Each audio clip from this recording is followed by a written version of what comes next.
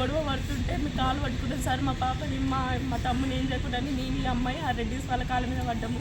పడుతుంటే మమ్మల్ని జడలు పట్టి పక్కకు నొక్కి 2 చెంపల మీద కొట్టిరు.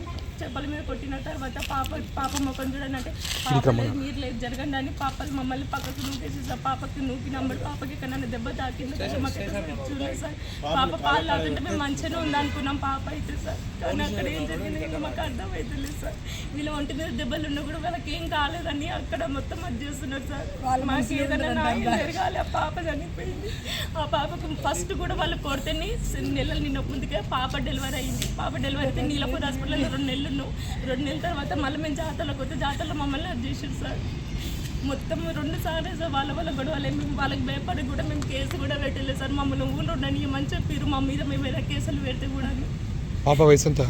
పాప వయసు 2 months. ఇదే రోజు